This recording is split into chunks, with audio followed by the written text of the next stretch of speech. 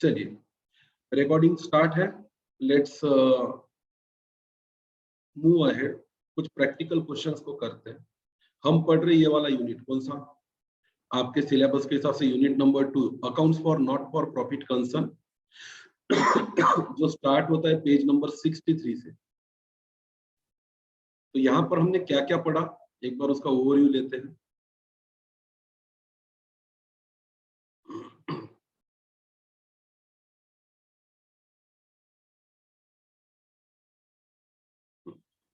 काफी सारी चीजें हमने पढ़ी समझी। Let's see. इंट्रोडक्शन हमने पढ़ लिया, नॉट फॉर प्रॉफिट ऑर्गेनाइजेशन क्या होता है उसका मीनिंग हमने पढ़ लिया, नॉट फॉर प्रॉफिट कंसर्न का। फीचर्स हमने पढ़े 1 2 3 4 5 6 फीचर्स है, वैसे आप चाहो तो 7 के 8 भी कर सकते हो। डिफरेंस पढ़ा हमने प्रॉफिट ऑर्गेनाइजेशन का और नॉट फॉर प्रॉफिट ऑर्गेनाइजेशन का। हमने क्या जरूरत होती है, need for maintaining the books of account and preparation of final account for NPO. एक नॉट फॉर प्रॉफिट ऑर्गेनाइजेशन को क्यों अपने बुक्स ऑफ अकाउंट मेंटेन करने चाहिए, क्यों हिसाब किताब रखना चाहिए, उसकी नीड क्या है। 1 2 3 4 5 6 इसके पॉइंट्स हमने पढ़े। Meaning of receipt and payment account हमने पढ़ा। रिसिप्ट का मतलब समझा, पेमेंट का मतलब समझा, उसका फॉर्मेट भी बनाया। फीचर्स पढ़े हमने, कुल मिला के 6-7 फीचर्स है। रिसिप्ट के टाइप्स पढ़े हमने, कैपिटल रिसिप्ट भी पढ़ा और रेवेन्यू रिसिप्ट भी पढ़ा। पेमेंट्स क्या होता है ये भी पढ़ा, कैपिटल एक्सपेंडिचर पढ़ा, रेवेन्यू एक्सपेंडिचर भी पढ़ा और डेफर्ड रेवेन्यू एक्सपेंडिचर भी हमने पढ़ा है, समझा है। हमने स्पेसिमन बना के रखा है रिसिप्ट एंड पेमेंट अकाउंट का। यही आपका क्वेश्चन रहेगा। इसी क्वेश्चन के बेसिस पे आपको फाइनल अकाउंट बनाने पड़ेंगे। हमने पढ़ा meaning of income expenditure account. Income का मतलब समझा, एक्सपेंडिचर का मतलब समझा, इसके फीचर भी समझे। 8 पॉइंट्स अलग अलग दिए हुए हैं कि क्या विशेषताएं है रिसिप्ट पेमेंट अकाउंट का। ये स्पेसिमन आपकी कॉपी में बना हुआ है। It will be your answer. आपको रिसिप्ट पेमेंट अकाउंट दिया जाएगा जिसके आधार पे आपको इनकम एक्सपेंडिचर अकाउंट बनाना होगा। डेबिट में सारे एक्सपेंडिचर्स आते हैं और क्रेडिट साइड में सारी इनकम्स आती है। उसके बाद हमने फर्क भी समझा, distinguish between receipt payment account और इनकम एक्सपेंडिचर अकाउंट। दोनों के पर्पस अलग है, ऑब्जेक्ट अलग है, नेचर अलग है। Preparation of income and expenditure account करना है हमें, ये पढ़ेंगे हम, प्रैक्टिकल अप्रोच है। प्रिपरेशन ऑफ बैलेंस शीट में हमने ये देखा कि बैलेंस शीट जैसे प्रॉफिट ऑर्गेनाइजेशन की बनती है वैसे ही नॉट फॉर प्रॉफिट ऑर्गेनाइजेशन की बनती है। कैपिटल फंड के बारे में हमने पढ़ा कि अगर साल के शुरुआत में कैपिटल फंड कितना था ये नहीं दिया रहा तो एसेट माइनस लायबिलिटी करके जो भी बैलेंस आएगा उसे हम कैपिटल फंड मानेंगे। अब आते हैं इंपॉर्टेंट एडजस्टमेंट पे जिसका नाम है इम्प्लाइड एडजस्टमेंट। अब देखो 1 बाय 1 पढ़ूंगा, पहले थ्योरेटिकली इसको समझ लेते हैं फिर प्रैक्टिकल क्वेश्चंस करेंगे। In receipt and payment account some additional information is given regarding certain item. समझ लो, ये आपके इस साल की रिसिप्ट से पैसा आया कितना या आपने इस साल पेमेंट दिया कितना ये रहेगा। तो इसको हम मानेंगे कि ट्रायल बैलेंस की जगह हमारा रिसिप्ट एंड पेमेंट ले रहा है। ट्रायल बैलेंस के नीचे जैसे एडजस्टमेंट दिए रहते थे फाइनल अकाउंट बनाने के लिए, इसके नीचे आपको एडिशनल इंफॉर्मेशन दी रहेगी। अब ये एडिशनल इंफॉर्मेशन वो होगी जिसकी आपको एडजस्टमेंट करनी है, एक तौर से डबल एंट्री करनी है। In receipt and payment account some additional information given regarding the certain item. On the basis of such information, some accounting adjustment are necessary.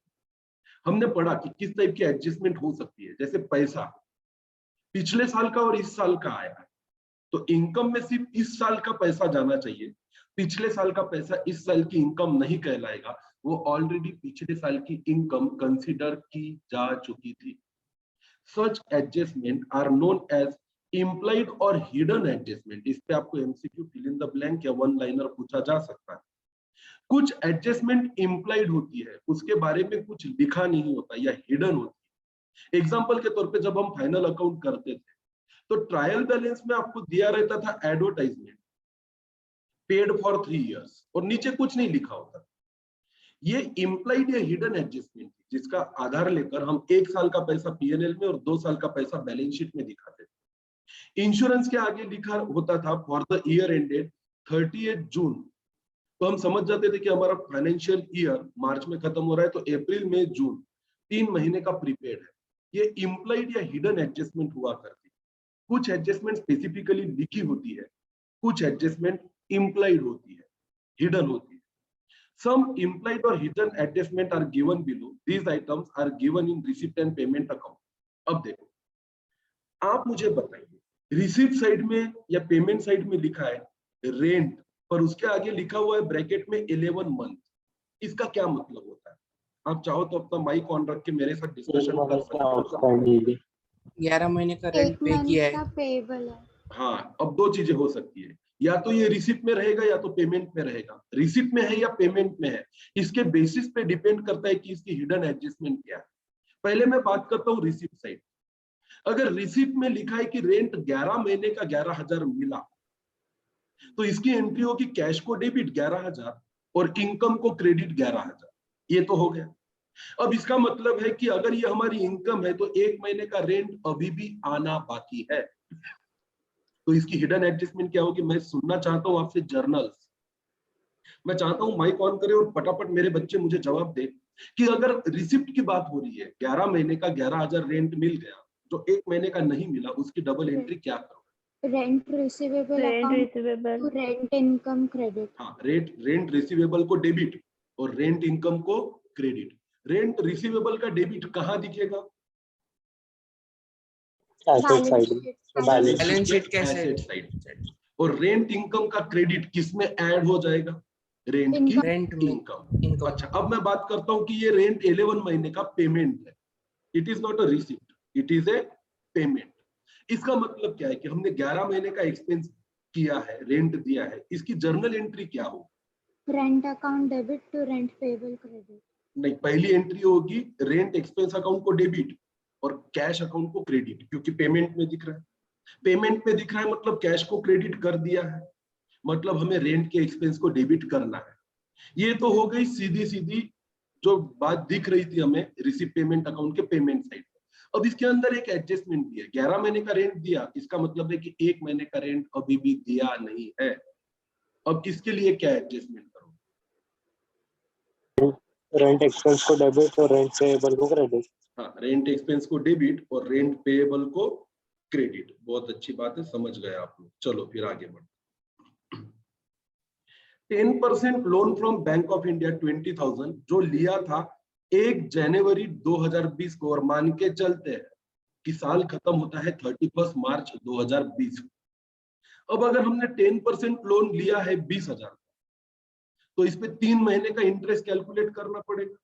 20,000 पे साल का 2,000 होता है, 6 महीने का 1,000 होता है, तो 3 महीने का 500 रुपीज का रेंट इंटरेस्ट होगा।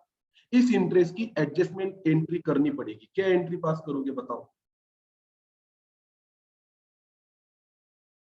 अरे स्पीकर, 500 रुपया रेंट नहीं दिया है, ड्यू है पर दिया नहीं है, क्या एंट्री पास करो? रुचि जवाब देने हैं, आनंदी जवाब देने हैं, दीप जवाब देने। आवाज आ रही है?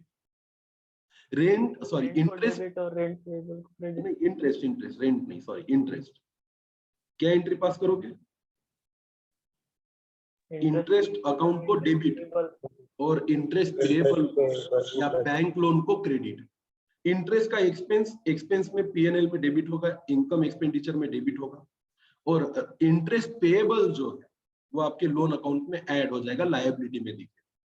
अगला है लीज और land ₹1 lakh for 10 years from 1/4/2019। एक लीज और लैंड है, 1 लाख रुपए की ये लैंड है। इस पे हो सकता है लैंड पे वैसे डिप्रिसिएशन नहीं लगता, पर लीज का पेमेंट करना बाकी होगा 1 लाख रुपए का, तो उसकी प्रोविजन करनी पड़ेगी। सेल प्रोसीड ऑफ फर्नीचर जिसकी बुक वैल्यू 7,500 है और पैसा आया 8,000 रुपए, तो कैशियर ने क्या किया? उस व्यक्ति ने क्या किया जो रिसीव पेमेंट अकाउंट बनाता है? हमने पुराना फर्नीचर 8,000 रुपए में बेच दिया, उसने रिसीव पेमेंट अकाउंट के रिसीव साइड में 8,000 रुपया लिख दिया बस, क्योंकि पैसा 8,000 रुपया आया। इसका दूसरा इफेक्ट अभी तक दिया नहीं है। वो फर्नीचर की बुक वैल्यू 7,500 थी जिसके बदले में 8,000 आया। इसका मतलब है 7,500 का फर्नीचर हमने 8,000 रुपए में बेचा, तो इससे प्रॉफिट हुआ या लॉस हुआ? प्रॉफिट। कितने रुपए का प्रॉफिट हुआ? 500। तो कैश को तो डेबिट किया जा चुका है 8,000 रुपीज। पूरी जर्नल एंट्री बताओ। कैश अकाउंट को debit 8,000 to furniture account credit 7,500 to profit on sale of furniture. 500। ठीक है, कैश का डेबिट कैश के डेबिट में चला गया, फर्नीचर का क्रेडिट फर्नीचर अकाउंट के क्रेडिट में चला जाएगा और प्रॉफिट पीएनएल के क्रेडिट में जाएगा। यहां तक बात समझ में आ रही है? तो इस टाइप की एडजस्टमेंट जैसे कि हमेशा फाइनल अकाउंट में आती है, इसमें भी आएगी। सिर्फ वहां ट्रायल बैलेंस दिया रहता था, यहाँ पे आपको रिसीट पेमेंट अकाउंट दिया रहेगा।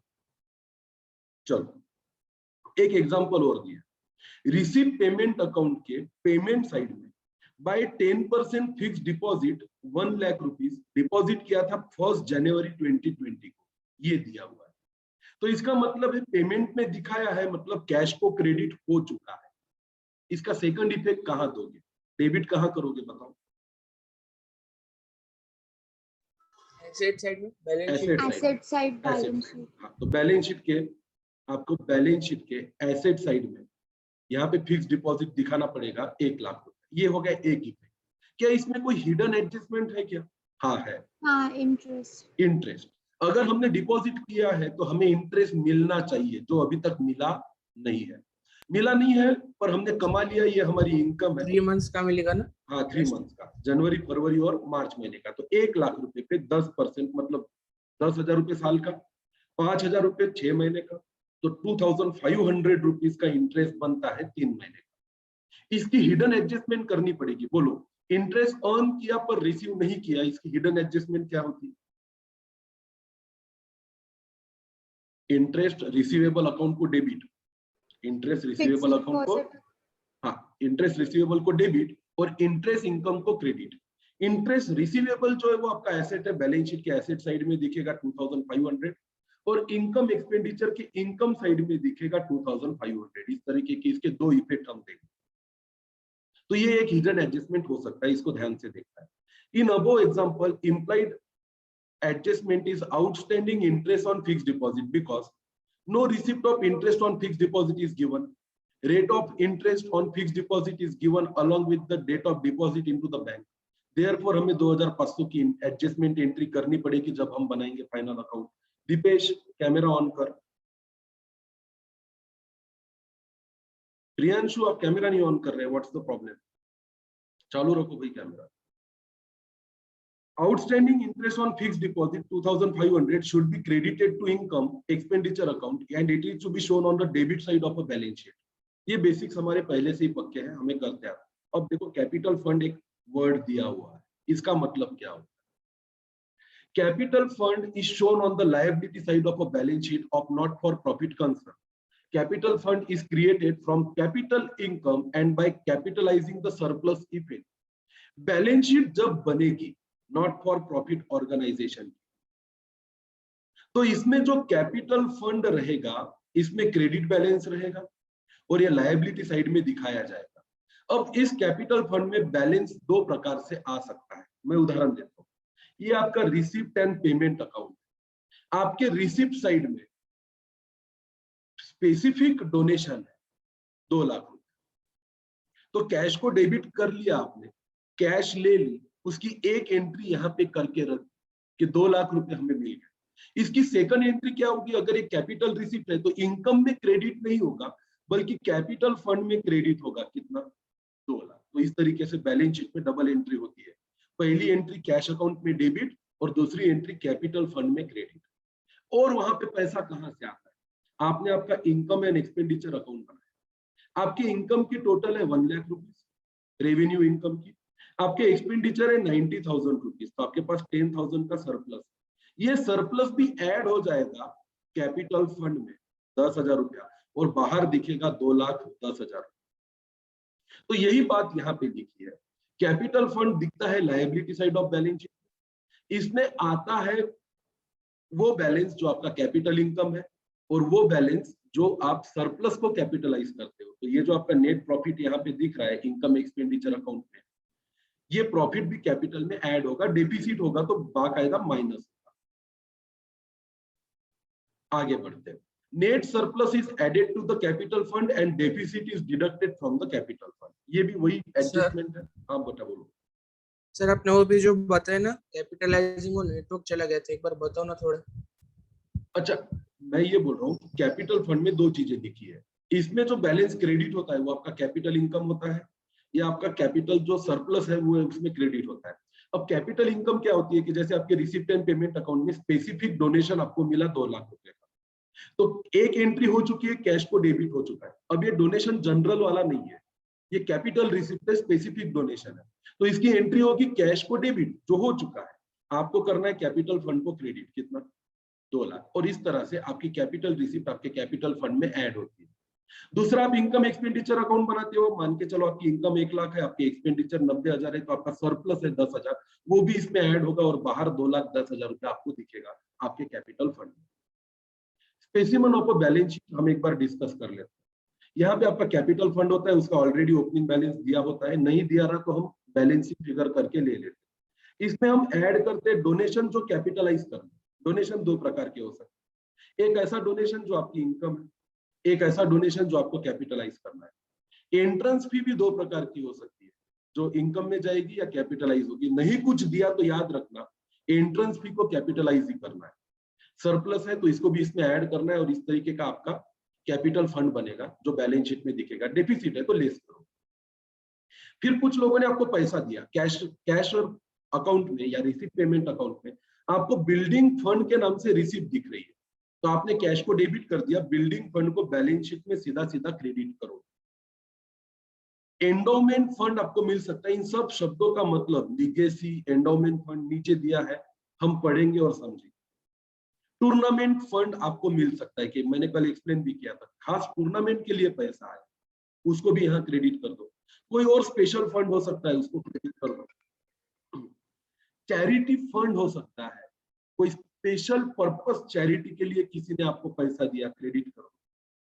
आपके सन्ड्री क्रेडिटर आपकी लायबिलिटी, आपका बैंक ओवरड्राफ्ट आपकी लायबिलिटी है, आपके अदर लोन आपकी लायबिलिटी है, आपके आउटस्टैंडिंग एक्सपेंसेस आपकी लायबिलिटी है, आपका प्री रिसीव्ड इनकम मतलब जो इनकम कमाया नहीं है, पहले ही मिला है, वो आपकी इनकम नहीं है, उसमें क्रेडिट बैलेंस है और वो आपकी लायबिलिटी है। इसी को हम बोलते हैं इनकम रिसीव्ड इन एडवांस। जैसे किसी ने सब्सक्रिप्शन एडवांस में पे कर, लाइफ मेंबरशिप फीस, ये भी आप कैपिटलाइज भी कर सकते हो चाहो तो यहाँ पर, या अलग से दिखा सकते हो लायबिलिटी साइड, दोनों ही ठीक है। कहीं पे भी किया तो टोटल में कोई फर्क पड़ने वाला नहीं है। यस गजल, बोलो, कोई क्वेश्चन? सर एंट्रेंस फी को बैलेंस शीट में क्यों शो किया, वो तो इनकम है ना? वो क्वेश्चन में दिया, देखो जब क्वेश्चन पढ़ोगे ना तो आपको दिया रहेगा entrance fees to be capitalise, तो आपको बैलेंस शीट में डालना। या तो वो देंगे कि एंट्रेंस फी में से 50% रेवेन्यू इनकम है, 50% कैपिटल इनकम। तो अगर 10,000 रुपए की एंट्रेंस फी मिली है तो 5,000 बैलेंस शीट में क्रेडिट करेंगे और 5,000 प्रॉफिट एंड लॉस अकाउंट में, मतलब इनकम एक्सपेंडिचर में क्रेडिट करेंगे। या तो कुछ नहीं दिया तो ये टेक्स्ट बुक मानता है कि एंट्रेंस फी को कैपिटलाइज करना है, कुछ भी नहीं दिया, सिर्फ एंट्रेंस फी लिखा है, तो हम नोट में लिख देंगे we assume that entrance fee is to be capitalise और उसको कैपिटल में डाल दें। फिर आपके एसेट में आपका कैश इन हैंड होता है जो साल के एंड में है, कैश एट बैंक होता है जो साल के एंड में है। साल के एंड में जितना फिक्स डिपॉजिट है, जितना इन्वेस्टमेंट है, जितने डेटर्स है, लैंड एंड बिल्डिंग की जो वैल्यू है, फर्नीचर है, प्लांट है, इक्विपमेंट है, प्लेग्राउंड है, मोटर व्हीकल है, लाइब्रेरी बुक्स है, स्टॉक ऑफ स्पोर्ट मटेरियल है, स्टॉक ऑफ स्टेशनरी है, स्टॉक ऑफ ड्रग्स है, अगर आप हॉस्पिटल चलाते हो, मेडिकल्स भी चलाते हो तो आपके पास आपके दवाइयों का क्लोजिंग स्टॉक भी रहेगा। लोन्स एंड एडवांसेस गिवन है, अगर हमने लिया है तो लायबिलिटी है, दिया है तो एसेट। अक्रूड इंटरेस्ट है, interest on but not receive. Prepaid expenses है और आपकी आउटस्टैंडिंग इनकम है, income on but not receive, ये सब आपके एसेट्स है। इसके अलावा भी हेड्स आ सकते हैं। क्या लिखा है? Sometime instead of adding a surplus to the capital fund, it is accumulated as a credit balance to income and expenditure account. Sometime what happens, सुनो मेरी बात, आप इनकम एक्सपेंडिचर अकाउंट बनाते हो, उसमें आपको सरप्लस मिलता है। आप चाहो तो कैपिटल फंड में यहाँ पे जैसे किया है सरप्लस ऐड कर दो, नहीं तो कैपिटल फंड उतना ही रहने दो, जैसे 2 लाख रुपए आपका ओपनिंग कैपिटल फंड है, रहने दो। यहाँ पे इनकम एक्सपेंडिचर अकाउंट बनाओ और 10,000 रुपए का सरप्लस उसमें रहने दो, उसको ऐड मत करो, अलग से हेडिंग देके दिखाओ, चलेगा, उससे कोई फर्क पड़ता नहीं है। प्रोप्राइटरशिप का बैलेंस शीट बना देते हो, उसका का कैपिटल है 1 लाख रुपए, उसका प्रॉफिट है 2,000 रुपए, तो एक तो ऐड कर दो, नहीं तो प्रॉफिट के नाम से नीचे दिखा दो 2,000 रुपए, दे देके तो टोटल में 1,02,000 रुपए आने वाला है। चलता है, ऐसे भी चलता है, पर जनरली हम ऐड कर देते। It is accumulated as a credit balance to income expenditure account. Such balance is shown separate in a balance sheet on the liability side, making there may be as under income expenditure account, ऐसा heading देते हैं। पहले से ही उसमें opening balance है 20,000, मतलब ये पिछले साल तक का प्रॉफिट है। सरप्लस करंट ईयर का हो गया 10,000, तो बाहर दिखाएंगे 30,000 रुपया, और इस तरीके से भी शो किया जा सकता है अगर क्वेश्चन बोले तो। अब है एडजस्टमेंट। एडजस्टमेंट को नाम देंगे ये लोग एडिशनल इंफॉर्मेशन, यही इंपॉर्टेंट है। प्लेन वेनिला क्वेश्चन करना कोई बहुत बड़ी बात नहीं। रिसिप्ट पेमेंट अकाउंट दे दिया, रिसिप्ट मतलब कैश को डेबिट हुआ है, तो उसका क्रेडिट दो ही चीजें हो सकती है, या तो वो इनकम है या तो वो लायबिलिटी। पेमेंट किया तो कैश को क्रेडिट किया है, इसका सेकंड इफेक्ट डेबिट में या तो एसेट होगा या तो आपका एक्सपेंस होगा। सेम जैसे ट्रायल बैलेंस का डेबिट होता है, वो आइदर एक्सपेंस होता है या तो एसेट होता है, और ट्रायल बैलेंस में जो भी अकाउंट क्रेडिट में दिखता है वो या तो इनकम होती है या तो लायबिलिटी होती है। वैसे ही रिसिप्ट पेमेंट में डेबिट हुआ है, मतलब कैश रिसीव हुई है, तो कैश को डेबिट हो चुका है, क्रेडिट या तो इनकम में जाएगा या तो लायबिलिटी में। अगर रिसिप्ट पेमेंट में क्रेडिट में एंट्री है, मतलब पेमेंट हुआ है, तो कैश को क्रेडिट किया जा चुका है, इसका डेबिट इफेक्ट या तो एसेट होगा या तो एक्सपेंडिचर होगा। अब देखते हैं one by one. Refer illustration number 4, outstanding and prepaid expenses. Illustration पे जाके ही करेंगे। आउटस्टैंडिंग एक्सपेंस की एडजस्टमेंट कैसी होती है? Outstanding expenses are expenses which are unpaid. ये कोई बताने की बात नहीं, ऐसे खर्चे जो हम कर चुके हैं पर उसका अभी तक पैसा दिया नहीं है, इसको बोलते हैं हम आउटस्टैंडिंग एक्सपेंसेस, और ये हमारी लायबिलिटी है। तो इसके दो इफेक्ट होते हैं, लायबिलिटी में क्रेडिट और एक्सपेंस में डेबिट। करना क्या है, टू इफेक्ट के नाम पे, add outstanding amount in the concerned expenditure and show outstanding expenses on the liability side of a balance sheet। ये मैं नहीं भी बताता तो भी 11th स्टैंडर्ड का स्टूडेंट कर लेता है, इसके लिए 12th पे आने की जरूरत नहीं है। तो ये एडजस्टमेंट हो सकती है जो दी रहेगी हमें करनी पड़ेगी। प्रीपेड एक्सपेंसेस, एक्सपेंस पहले ही पे कर चुके, तो मैं चाहूंगा आपके लिए होमवर्क है, हेडिंग देने का आउटस्टैंडिंग एक्सपेंसेस और इसकी जर्नल एंट्री लिख लो। चलो कॉपी निकालो, अपनी कॉपी, हेडिंग दो उसमें adjustment journal entries. I know ये आप कर चुके हैं, पर फिर भी मेरे साथ साथ इसी क्लास में लिखो एडजस्टमेंट जर्नल एंट्रीज। पहला है outstanding expenses eight the end of a year.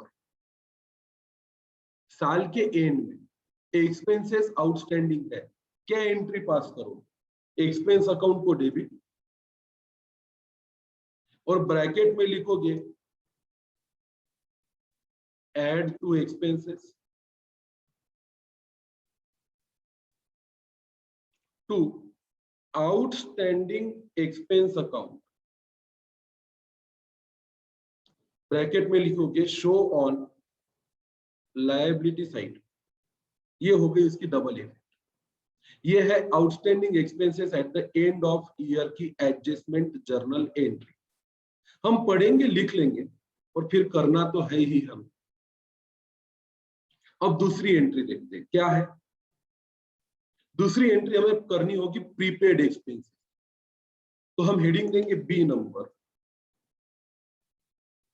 Prepaid expense at the end of the year. साल के एंड में कुछ एक्सपेंसेस प्रीपेड है, इसकी जर्नल एंट्री क्या होगी, प्रीपेड एक्सपेंस अकाउंट को डेबिट, प्रीपेड एक्सपेंस अकाउंट को डेबिट करके हम लिखेंगे show on asset side to expense account,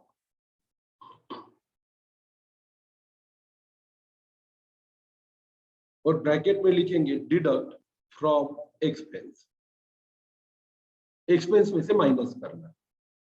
ये हो गई हमारी फाइनल अकाउंट बनाते वक्त दूसरी डबल इफेक्ट की जर्नल एंट्री। प्रीपेड एक्सपेंस को एसेट साइड में दिखाना है अगर ये साल के एंड के प्रीपेड है। तीसरा, तीसरा है अक्रूड इनकम या आउटस्टैंडिंग इनकम, ऐसा इनकम जो हमने कमाया तो है पर अभी तक हमें मिला नहीं है। तो इसके लिए हम बनाएंगे सी नंबर की journal entry, accrued oblique outstanding income at the end of the year। मैं बार बार यहाँ पे एक शब्द लिख रहा हूं एंड ऑफ द ईयर, इसका बहुत महत्व है। क्या है वो आपको आगे समझ में आएगा। अक्रूड या आउटस्टैंडिंग इनकम है तो इसकी डबल एंट्री होती, इनकम रिसीवेबल अकाउंट को डेबिट, और ये दिखेगा आपको एसेट साइड में। इनकम रिसीवेबल आपकी एसेट है और इसका जो क्रेडिट इफेक्ट होता टू इनकम अकाउंट होता है, और हम हमारी भाषा में लिखेंगे ऐड टू इनकम। इनकम में ऐड करना है और asset side of balance sheet में दिखाना है। ये है आपका अक्रूड और outstanding income eight the end of the year. Let's move ahead, आगे बढ़ो। आगे है इनकम रिसीव्ड इन एडवांस या pre received income, journal entry number D, income received in advance at the end of the year. साल खत्म हो गया, ये पता चला कि कुछ इनकम एडवांस में मिली है। दीपेश कैमरा ऑन रखना है, बार बार नहीं बताऊंगा मैं, नहीं तो निकाल दूंगा पैसे। सर वो अटक रहा है इसीलिए।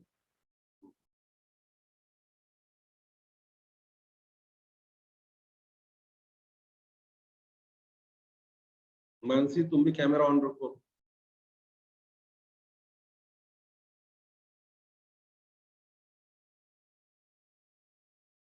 चलो ठीक है। Income received in advance at the end of year, साल खत्म हो गया, ये पता चला कि कुछ इनकम साल के एंड में हमने एडवांस में रिसीव की है। इनकम अगर एडवांस में रिसीव हुई है तो ये आपकी लायबिलिटी है, तो आप इसको करोगे इनकम अकाउंट को डेबिट और ब्रैकेट में लिखेंगे डिडक्ट फ्रॉम इनकम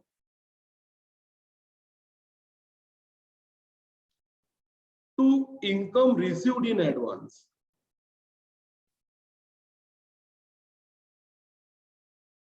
और इसको दिखाएंगे लायबिलिटी साइड।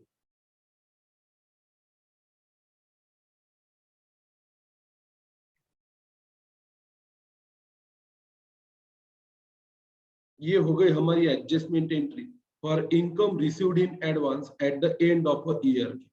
सेम एडजस्टमेंट है जो हम करते हैं फाइनल अकाउंट बनाते हुए किसी भी कंसर्न। अब अगली एडजस्टमेंट इंपॉर्टेंट, ये है subscription received in advance and outstanding subscription. साल खत्म हो गया, अभी भी सब्सक्रिप्शन हमको एडवांस में मिला है, और ये भी हो सकता है कि सब्सक्रिप्शन आउटस्टैंडिंग है। कैसे, बड़ा ध्यान से सुनना। हमारे पास ए, बी और सी ये तीन मेंबर है। हमारे साल की सब्सक्रिप्शन फी है 100 रुपए। ए ने 100 रुपया दे दिया चालू साल के लिए, बी ने चालू साल का 100 रुपया दिया और अगले साल का भी 100 रुपया दे दिया, इसने 200 रुपए दे दिए। सी ने कुछ भी रुपया नहीं दिया, एक भी रुपया नहीं दिया। अब साल खत्म हो गया, साल खत्म हो गया तो रिसिप्ट में दिख रहे 300 रुपए। कितने रुपए दिख रहे बेटा? 300 रुपए। ये 300 रुपए हमें सब्सक्रिप्शन मिला, ए का चालू साल का, बी का चालू साल का और अगले साल का। सी ने कुछ भी पैसा नहीं दिया, तो रिसिप्ट में तो दिख रहा है कैश अकाउंट को तो डेबिट हो गया। कितना रुपया डेबिट हो गया? 300 रुपए। इसका क्रेडिट कहां जाएगा? इसकी इनकम में कितना पैसा जाएगा? तो हमें यह तय करना होता है। इसमें दो चीजें हैं। 100 रुपया तो इनकम रिसीव्ड इन एडवांस है। 100 रुपया तो क्या है? इनकम रिसीव्ड इन एडवांस है, ये हमारी लायबिलिटी। सी ने पैसा नहीं दिया तो मतलब अप्रूवल इसकी करनी पड़ेगी कि सी से पैसा लेना है, तो रिसीवेबल है। तो हमारी इनकम क्या होगी? ए से आया हुआ 100 रुपया इस साल का इनकम है, बी से आया हुआ 100 रुपया इस साल की इनकम है, और सी से जो नहीं आया वो 100 रुपया उससे लेना है, ये भी इनकम है। तो इनकम में दिखेगा आपका 300 रुपया। अब बैलेंस शीट में क्या दिखेगा? बैलेंस शीट के लायबिलिटी साइड में दिखेगा 100 रुपया जो बी ने अगले साल का दे दिया। पैसा अगले साल के लिए दिया ना, एडवांस में दिया, तो ये तो लायबिलिटी। और सी से 100 रुपया लेना है, ये भी बैलेंस शीट में दिखेगा। क्योंकि इस पूरे केस को समझोगे तो हमें ये पता चलेगा, अगर 3 लोग हैं ए, बी और सी, ए ने पैसा दे दिया, इनकम है, बी ने 100 रुपया दे दिया, इनकम है, सी से लेना है, वो भी इनकम है, तो इनकम है 300 रुपया। 100 रुपया जो बी ने ज्यादा का दिया है वो लायबिलिटी है, और सी ने जो पैसा अभी तक नहीं दिया, जो उससे रिसीवेबल है, वो एसेट है। तो सब्सक्रिप्शन जब हम हमारे मेंबर्स से लेते हैं तो इसमें दोनों चीजें हो सकती है। कुछ लोग सब्सक्रिप्शन को एडवांस में दे देंगे, वो पता करके उसको लायबिलिटी में दिखाना होता है। कुछ लोग चालू साल का सब्सक्रिप्शन का पैसा नहीं देते, तो उसकी डबल एंट्री करनी पड़ती है, सब्सक्रिप्शन आउटस्टैंडिंग या सब्सक्रिप्शन रिसीवेबल को डेबिट और सब्सक्रिप्शन इनकम को क्रेडिट। आओ फिर लिखते हैं one by one, A B C D E लिखे, इसको नाम देंगे subscription income received in advance at the end of the year. साल खत्म हो गया और सब्सक्रिप्शन की इनकम आपको एडवांस में मिली, तो इसकी जर्नल एंट्री या डबल एंट्री क्या होगी? इसकी डबल एंट्री होती है सब्सक्रिप्शन इनकम को डेबिट,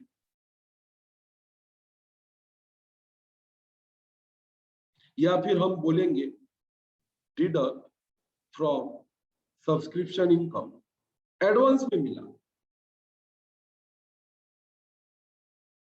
और एडवांस में किसी ने सब्सक्रिप्शन दिया है, तो ये लायबिलिटी है, टू एडवांस सब्सक्रिप्शन को क्रेडिट करेंगे और इसको दिखाएंगे लायबिलिटी साइड में।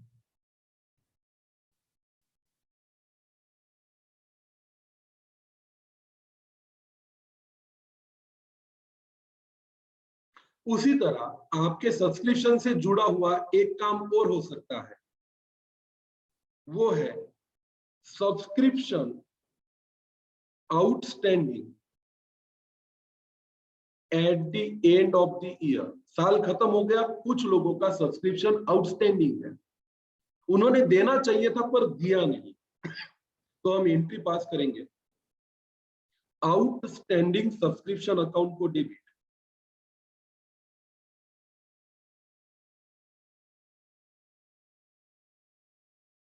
और इसको दिखाएंगे एसेट साइड में क्योंकि ये रिसीवेबल है,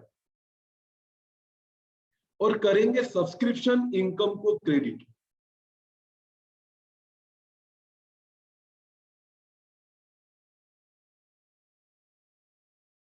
अगर ये अकाउंट बना रहे तो क्रेडिट में लिखो, एडलेस कर रहे तो ऐड करो,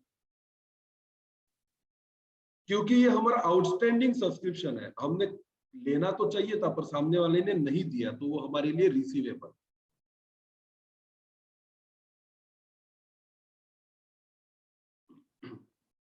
अब इसको थोड़ा सा और आगे डिटेल में अलग से पढ़ेंगे। अभी सिर्फ eight the end of the year की एडजस्टमेंट पढ़ते हैं, at the beginning of year की एडजस्टमेंट ज्यादा क्रिटिकल है, वो थोड़ी सी नई चीज है, समय आने पे एक्सप्लेन करता हूँ। यहां तक समझ में आया क्या सबको? A B C D E F तक कितनी जर्नल एंट्री पास की? Got the point? Deep camera चालू रखना है, क्यों बंद करते हो बार बार? अब डेप्रिसिएशन की बात करते हैं। डेप्रिसिएशन का डबल इफेक्ट लिख लो जी, लिखो यहाँ पे depreciation eight the end of the year. साल खत्म हो गया, आपको डेप्रिसिएशन की एडजस्टमेंट करनी है। क्या एडजस्टमेंट करोगे डेप्रिसिएशन के लिए? डेप्रिसिएशन अकाउंट को debit, show in expense side, income expenditure के एक्सपेंस साइड में शो करोगे। टू एसेट अकाउंट, या अगर एसेट अकाउंट में क्रेडिट करना है या डिडक्ट फ्रॉम एसेट करेंगे, प्लस माइनस कर रहे हैं तो, ये तो जिंदगी भर यही काम किया अपन, डेप्रिसिएशन को पीएनएल में डेबिट किया और एसेट अकाउंट में क्रेडिट किया। Very simple adjustment. लिखित कैमरा ऑन रखना है, सबका कैमरा ऑन है, आपको भी रखना पड़ेगा। चलो आगे आते हैं। कुछ नहीं दिया तो ये बात ध्यान में रखना, एंट्रेंस फी को कैपिटलाइज ही करना है। नीचे लिखो नोट,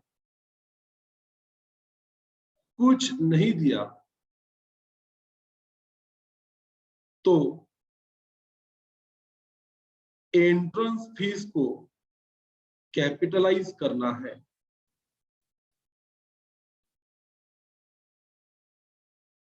नहीं कुछ दिया तो एंट्रेंस फी को हम कैपिटलाइज करेंगे। Entrance fees are paid by the person who intend to become a member of an organization या concern। Entrance fee कौन पे करता है? जो एक बार आता है और बोलता है कि मुझे आपके ऑर्गेनाइजेशन का मेंबर बनना है। तो ये बार बार नहीं होते। हमने ऑर्गेनाइजेशन खोली, पहले हमारे मेंबर है, अब साल में कोई फ्रीक्वेंट मेंबर नहीं बनते।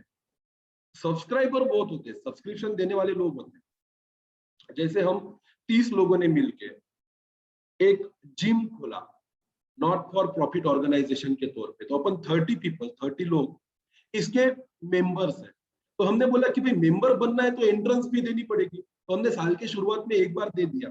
अब ये रिकर थोड़ी होगा, एक बार बन गई, बॉडी बन गई, मेंबर बन गए, उसमें से अध्यक्ष बन गए, उपाध्यक्ष बन गए, सचिव बन गए, सह सचिव बन गए।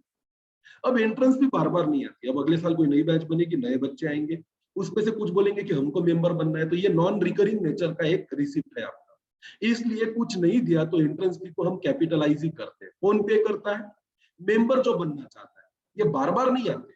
सब्सक्राइबर, फिर हमारे जिम में व्यायाम करने के लिए 100, 150, 300 लोग आएंगे, वो लोग सब्सक्रिप्शन पे करेंगे, वो रिकरिंग इन नेचर का रहेगा। जनवरी में अलग आएंगे, फरवरी में अलग आएंगे, मार्च में अलग आएंगे, पर वो लोग मेंबर नहीं रहे। बॉडी में, पार्टी पे, सदस्यों की लिस्ट में उनका नाम नहीं लिखा रहे।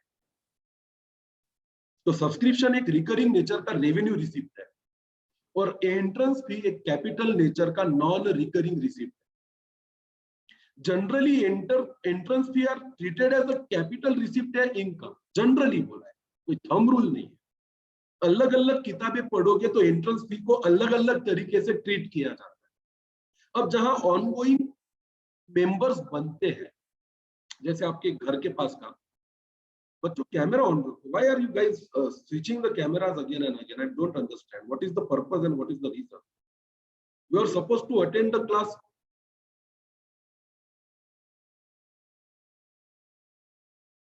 Regularly, okay, come again. Generally entrance fee are treated as a capital receipt और बाजू में इनकम भी लिख के रख दिया है। तो ऐसा कोई रूल नहीं है, पर हमारे टेक्स्ट बुक ने ये सजेस्ट किया है कि 12th बोर्ड की एग्जाम में जब भी आंसर करो, एंट्रेंस फी को कैपिटल रिसिप्ट ही ट्रीट करना। अदरवाइज आप अलग अलग यूनिवर्सिटी के, अलग अलग बोर्ड्स के, सीबीएसई के या अलग स्टेट बोर्ड के पढ़ोगे तो इसका अलग एडजस्टमेंट दिया रहता है, पर हम मानेंगे इसको कैपिटलाइज करना है। But some time part can be treated as a revenue receipt. ये भी क्वेश्चन में दिया रहता है कि एंट्रेंस फी को 50% कैपिटलाइज करो, 50% रेवेन्यू में दिखाओ। एग्जाम्पल है एंट्रेंस फी 50,000 रुपीज और एडिशनल इंफॉर्मेशन में दिया है 50% of entrance fee should be capitalise. तो इसका मतलब है 25,000 रुपए इनकम में क्रेडिट करना है और 25,000 रुपया कैपिटल फंड में क्रेडिट करना है। कैश में तो डेबिट 50,000 ही होगा क्योंकि पैसा तो 50,000 है, तो डबल एंट्री होगी। कैश अकाउंट को debit 50,000 to income 50,000 to capital fund 50,000। तो ये क्वेश्चन जैसा दिया है वैसा करेंगे। तो आओ लिखते हैं एंट्री, EFGH नाम की एंट्री। इसको बोलेंगे कैपिटलाइजेशन ऑफ एंट्रेंस फी।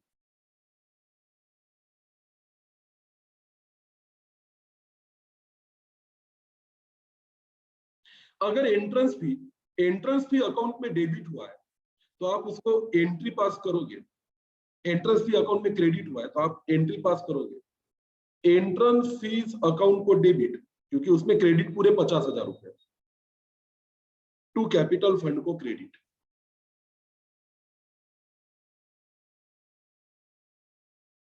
अब आपने एंट्री कर दी थी, कैश को डेबिट 50,000 और एंट्रेंस फी को क्रेडिट 50,000।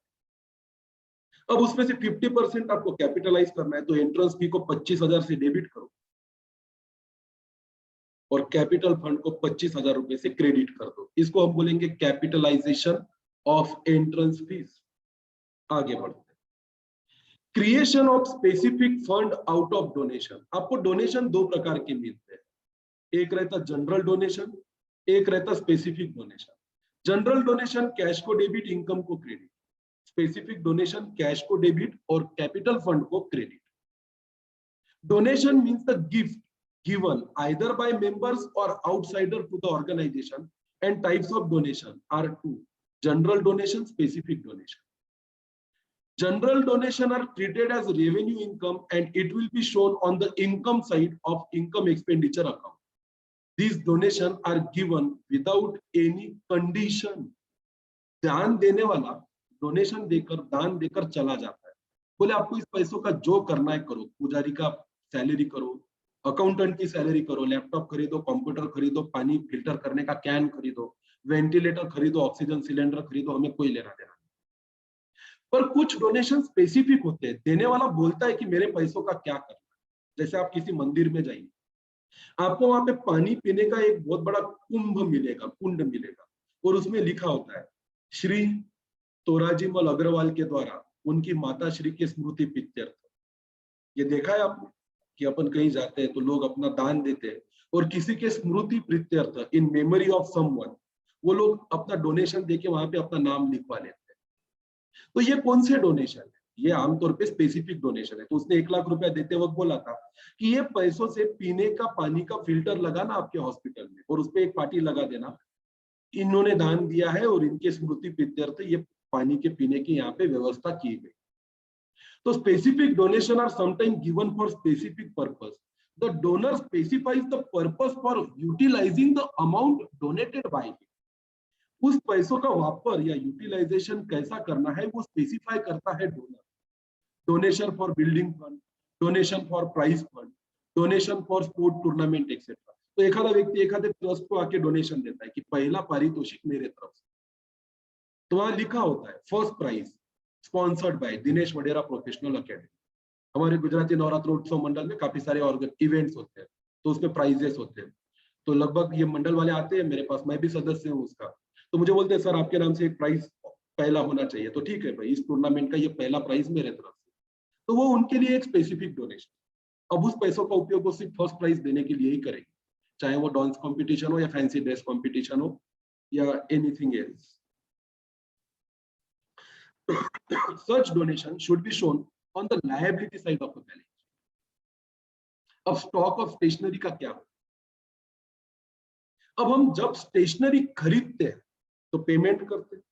अब मान के चलो आप एक स्कूल चला रहे हैं, तो स्कूल चला रहे हो तो रजिस्टर है, पेंसिल्स है, बुक्स है, रूलर्स है, कई सारी स्टेशनरी आपको लगेगी बच्चों को देने के लिए, क्योंकि आप सब कुछ फ्री में देते हैं। बच्चे 200 रुपए भर के आपके स्कूल में एडमिशन लेता है, बदले में उसको यूनिफॉर्म, स्टेशनरी सब कुछ आप देते हैं, किताबों से लेके रजिस्टर तक। तो आप ढेर सारा ट्रक भर के खरीद के लेके आते हो। अब जब परचेस करते हो स्टेशनरी, तो आप एंट्री पास करते हो स्टेशनरी अकाउंट को डेबिट, स्टेशनरी अकाउंट को क्या करते हो डेबिट, और कैश अकाउंट को कर देते हो क्रेडिट। तो आपके पेमेंट साइड में दिख जाता है। अब मान के चलो आपने साल के शुरुआत में 1 लाख रुपए की स्टेशनरी खरीदी, अब साल भर इसमें से register, pen, pencil, sharpener, eraser, rubber सबको बांटा। साल खत्म हुआ तो आपको यह पता चला कि अब आपके पास 20,000 रुपए का ही स्टॉक बचा है। इसका मतलब 80,000 रुपए का स्टेशनरी कंज्यूम हो गया। ये 80,000 रुपए आपका खर्चा है। आप एंट्री क्या पास करोगे? एक्सपेंडिचर को डेबिट करोगे, एक्सपेंडिचर को डेबिट करोगे और स्टेशनरी अकाउंट को क्रेडिट करोगे। तो जब आप देखोगे आपका स्टेशनरी अकाउंट को खरीदा था तो 1 लाख रुपए दिख रहा था, अब 80,000 रुपए क्रेडिट हुआ तो क्लोजिंग बैलेंस बचा है 20,000 रुपए, 20,000। ये आपको बैलेंस शीट में एसेट साइड में दिखाना पड़ेगा। या अगर आप स्टेशनरी का स्टॉक मेंटेन करते हो तो हिसाब ऐसा कीजिए, ओपनिंग स्टॉक कितना था साल के शुरुआत में, ऐड करोगे परचेस कितना किया, ऐड करोगे उसमें परचेस करने के बाद पैसा देना बाकी कितना है, लेस करोगे क्लोजिंग स्टॉक ऑफ इन्वेंट्री और आपको पता चलेगा इन्वेंट्री कंज्यूम कितना किया। तो ये क्वेश्चन के साथ लिखा हूं मैं, फिलहाल इसको छोड़ दीजिए, ये अपन 11th में भी कर चुके हैं। अब आती है बात opening balance of asset and liability and opening balance sheet. अब जैसे आपका ट्रस्ट कई सालों से चल रहा है, आपको इस साल का क्लोजिंग बैलेंस शीट बनाना है और आपको ओपनिंग बैलेंस शीट को कंसीडर तो करना पड़ेगा। At the beginning of accounting year, accounts of asset and liability show the balance. जब भी नया साल शुरू होता है तो पिछले साल की जो क्लोजिंग बैलेंस शीट होती है वही अगले साल की ओपनिंग बैलेंस शीट बनती है। With these opening balances, opening balance sheet is prepared. While preparing the final account of a concern, these balances are properly taken into account. या प्रॉपर्टी छपा है यहाँ पे प्रॉपरली चाहिए, इन अकाउंट को सही से ध्यान में लेना पड़ेगा। अब देखो एक एग्जांपल है सीधा, आपके receipt and payment account, furniture खरीदा इस साल 2000 रुपए का ऐसा दिख रहा है, तो साल की एंड की बैलेंस शीट बनाओगे तो फर्नीचर कितने में दिखाओगे? तो अगर पहले फर्नीचर था ही नहीं तो बैलेंस शीट में इस साल 2000 का फर्नीचर दिखेगा। पर अगर ये दिया है कि साल की शुरुआत में पहले से ही 3000 का फर्नीचर था, इसका मतलब है 3000 का पहले से था, 2000 इस साल में खरीदा, तो इस साल के एंड में फर्नीचर का बैलेंस कितना होना चाहिए? 5000 होना चाहिए। ये बहुत जरूरी है कि हम ओपनिंग बैलेंसेस को सही से ले लें। वो भी मैं क्वेश्चन के साथ ही आपको बताऊंगा कि कैसे उसके साथ डील करना है। अब कुछ इंपॉर्टेंट टर्म्स इसमें दी है, इसको समझ लेते। एक है एंट्रेंस फी। कौन एंट्रेंस फी पे करता है? जो व्यक्ति मेंबर बनना चाहता है आपके ऑर्गेनाइजेशन। एंट्री होती है कैश को डेबिट और एंट्रेंस फी को क्रेडिट। एंट्रेंस फी आपकी कैपिटल रिसीप्ट है और बैलेंस शीट के लायबिलिटी साइड में या कैपिटल फंड में ऐड करके दिखाई जाएगी। सब्सक्रिप्शन, सब्सक्रिप्शन कौन पे करता है? सब्सक्रिप्शन वो लोग पे करते हैं जो आपके नॉट फॉर प्रॉफिट ऑर्गेनाइजेशन के द्वारा दी जाने वाली सुविधाओं का लाभ लेते हैं। ये मेंबर भी हो सकते हैं, नॉन मेंबर भी हो सकते हैं। सब्सक्रिप्शन जब हमको मिलता है तो हम एंट्री पास करते हैं कैश को डेबिट और सब्सक्रिप्शन इनकम को क्रेडिट। ये आपका रेवेन्यू रिसिप्ट है और ये इनकम साइड में दिखेगा आपके इनकम एक्सपेंडिचर अकाउंट। लीगेसी मैंने बोला था, बाद में आपको दिखाएंगे लीगेसी क्या होती है। देखो इस पे क्वेश्चन भी आता है, वन लाइनर भी आता है 1 मार्क के लिए, फिल इन द ब्लैंक भी आता है और फाइंड वन वर्ड भी आता है। Legacy means gift received under the will of a death of a donor. आपको पता है हमारे हिंदुस्तान में क्या दुनिया भर में बहुत सारे लोग मरने के बाद अपनी संपत्ति को दान देकर चले जाते हैं। तो एक व्यक्ति जो जिंदा है अभी, उसने अपनी विल बनाई, विल मतलब अपना मृत्यु पत्र, अपनी वसीयत बनाई और उसमें लिख दिया कि मेरे पास 10 एकड़ लैंड है, उसमें से 2 एकड़ लैंड मेरे छोटे बेटे को, 2 एकड़ लैंड मेरे बड़े बेटे को और बची हुई 6 एकड़ लैंड इस पर्टिकुलर ट्रस्ट को देने में आएगी मेरे मरने के बाद। ये इसकी विल है। तो वो विल अपनी वकील को दे देगा, वो मरने के बाद वकील कोर्ट में जाएगा, कोर्ट आदेश देगा कि चलो एक पेपर बनाओ, 2 एकड़ छोटे बेटे के नाम पे कर दो, 2 एकड़ जमीन बड़े बेटे के नाम पे कर दो और 6 एकड़ लैंड जो है ये इस पर्टिकुलर मंदिर के, ट्रस्ट के, धर्मशाला के, स्पोर्ट ऑर्गेनाइजेशन के, क्लब के, नॉट फॉर प्रॉफिट ऑर्गेनाइजेशन के नाम पे कर दो। तो ये दस्तावेज फिर आपके नॉट फॉर प्रॉफिट ऑर्गेनाइजेशन में पहुंचेगा और ये जो आपको डोनेशन मिला हुआ है, पैसा हो या प्रॉपर्टी, ये आपके लिए लीगेसी कहलाती है। This gift may be for general और स्पेसिफिक पर्पस। मरने वाला भी बोल सकता है, वो बोलेगा कि ये 6 एकड़ जमीन मिलके पैसा दान कर, तो 6 एकड़ को हमने 6 लाख रुपए में बेच दिया, वो पैसा ट्रस्ट को दे दिया, ट्रस्ट उसकी एंट्री करेगा कैश अकाउंट को डेबिट और लैंड अकाउंट को क्रेडिट। अगर लैंड ही आ गई सीधी सी, कैश नहीं आई, तो ट्रस्ट उसकी एंट्री करेगा लैंड अकाउंट को डेबिट और कैपिटल फंड को क्रेडिट। ऐसी 2 एंट्री उसकी हो सकती है, लैंड को डेबिट और कैपिटल फंड को क्रेडिट। पैसा आया तो कैश को डेबिट और डोनेशन अकाउंट को क्रेडिट। अब ये डोनेशन स्पेसिफिक भी हो सकता है या जनरल पर्पस भी हो सकता है। अब अगर किसी ने जनरल गिफ्ट दिया है, revenue income which is credited to the income side of income and expenditure account. अगर ये गिफ्ट स्पेशल पर्पस का है तो ये कैपिटल रिसिप्ट है, इसको liability side of balance sheet में दिखाना चाहिए या कैपिटल फंड में ऐड करके दिखाना चाहिए। तो याद रखना, सब्सक्रिप्शन इनकम में दिखाओगे आप, एंट्रेंस फी कैपिटल फंड में ऐड करोगे आप, लीगल अगर जनरल है तो इनकम में दिखाओगे, स्पेशल पर्पस है तो कैपिटल में दिखाओगे, क्वेश्चन में दिया रहेगा। लाइफ मेंबरशिप फीस भी पे करते हैं कुछ लोग, और ये रिकरिंग नेचर का नहीं होता, ये नॉन रिकरिंग इनकम है, तो ये आपकी कैपिटल रिसिप्ट है और इसको liability side of balance sheet में दिखाना चाहिए। आगे सेल ऑफ ओल्ड असेट, आ जाओ फिर लिखो। ओल्ड असेट अगर सेल किया तो इसकी जर्नल एंट्री क्या पास कर,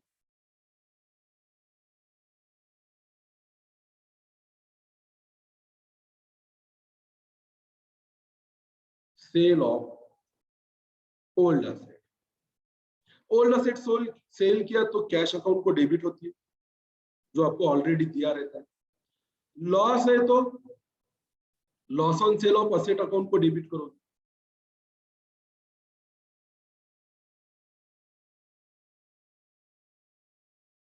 टू एसेट अकाउंट, और अगर प्रॉफिट है तो to profit on sale of asset को क्रेडिट करो। और इस तरह से आपके ओल्ड असेट को बेचने पर आपको जो भी प्रॉफिट या लॉस होता है उसकी आप जर्नल एंट्री पास करते हो, जैसे अक्सर हम करते हैं, नया कुछ नहीं है। दीपू लिखने का है।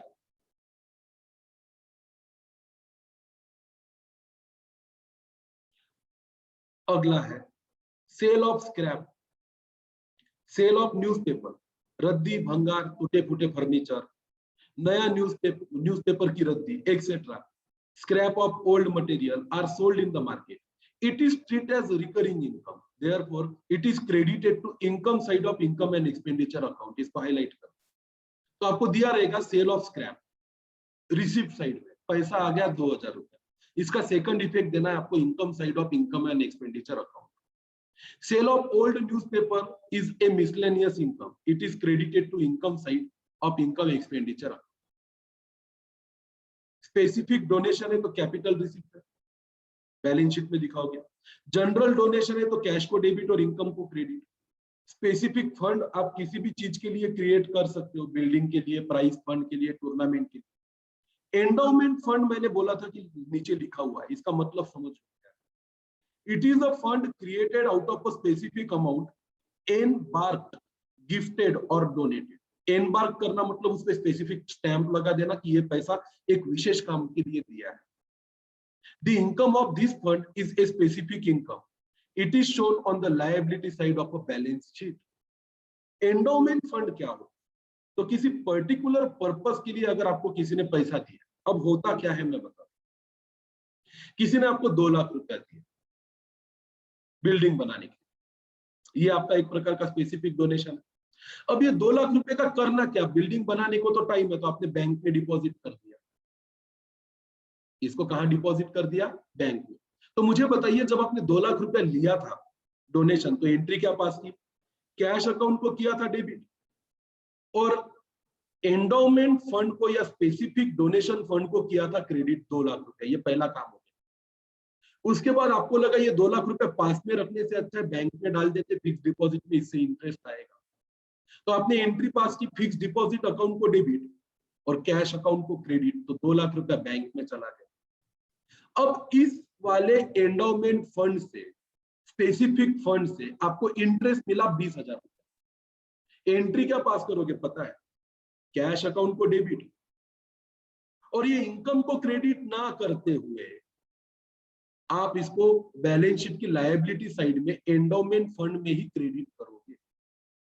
क्यों? क्योंकि ये पैसा कैपिटल रिसिप्ट था, और कैपिटल रिसिप्ट से होने वाली इनकम भी स्पेसिफिक इनकम होती है, और ये भी कैपिटल इनकम कहलाती है।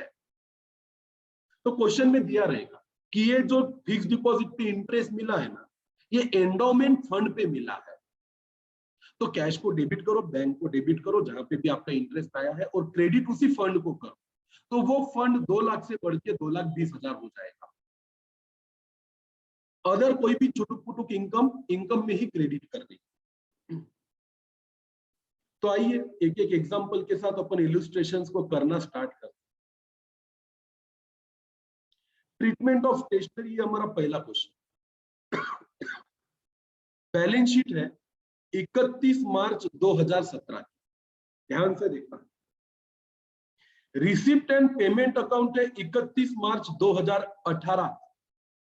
इसका मतलब है ये ओपनिंग बैलेंस है स्टेशनरी का। नया साल जब चालू हुआ तो हमारे बैलेंस शीट में एसेट में दिख रहा था कि हमारे पास पहले से ही 800 रुपए की स्टेशनरी है। अब चालू साल में हमने पेमेंट किया स्टेशनरी के लिए 7,000 रुपया। 7,000 रुपए का क्या किया हमने? पेमेंट किया। केवल आपने हाथ उठाया है, कोई क्वेश्चन है? पूछो। सर हमने जो वो बैंक में डाला एफडी, उससे जो इंटरेस्ट मिला तो हमारे इनकम में, फिर उसको कैपिटल उसमें क्यों ऐड किया? हाँ, उसका रीजन बताता। अब दान देने वाले ने क्या दिया था? 2 लाख रुपया दान दिया था, बोले कि इससे बिल्डिंग बनाना और ये पैसे को किसी काम में उपयोग मत कर। तो हमने उनको बोल दिया बिल्डिंग तो हम बनाएंगे पर आपके 2 लाख में सिर्फ बिल्डिंग नहीं बनेगी, बिल्डिंग बनाने को 20 लाख रुपया चाहिए। आपने 2 दिए, ऐसे आपके जैसे बहुत सारे दानी महात्मा लोग आएंगे। जिस दिन 20 लाख रुपए जमा हो जाएंगे अपन बिल्डिंग का काम चालू करेंगे, तब तक आपके 2 लाख रुपए हम बैंक में रखेंगे। अब वो 2 लाख रुपए बैंक में रखे तो उस पर इंटरेस्ट भी आ रहा है हर साल 20,000 रुपए, वो पैसा बढ़ रहा है ना अपना, और वो बिल्डिंग के काम में ही आएगा।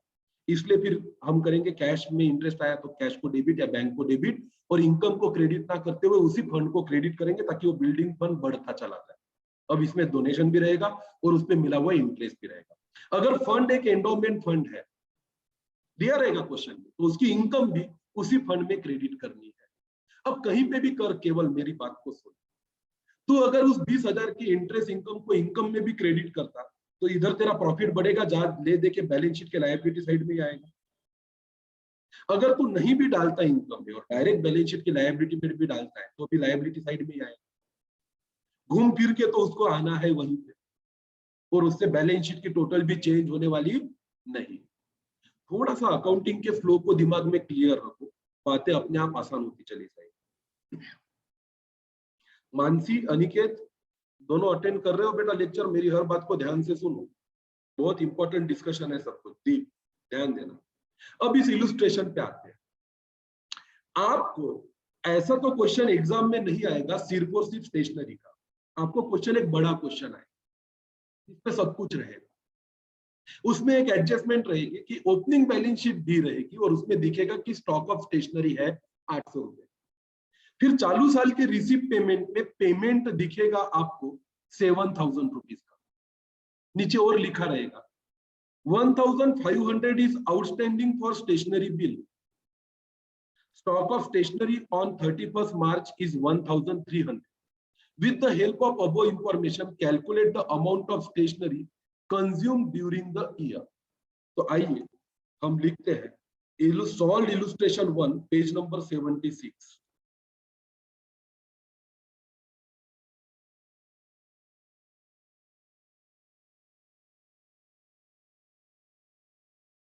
अब यहां से हमारे प्रैक्टिकल क्वेश्चन चालू हो जाएंगे।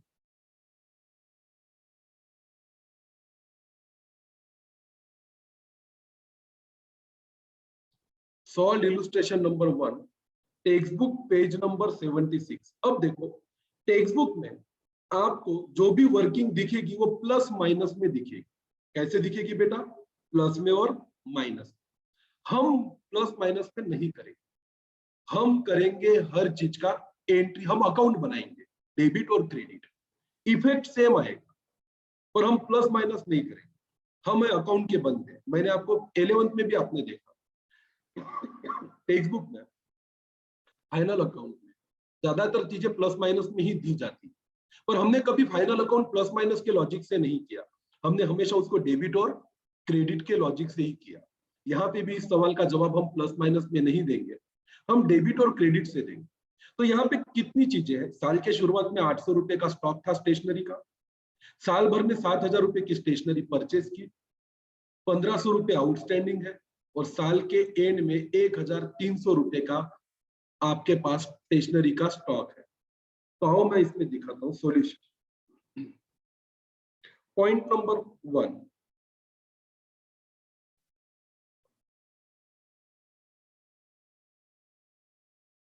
सबसे पहले बनाएंगे अपन prepare stock of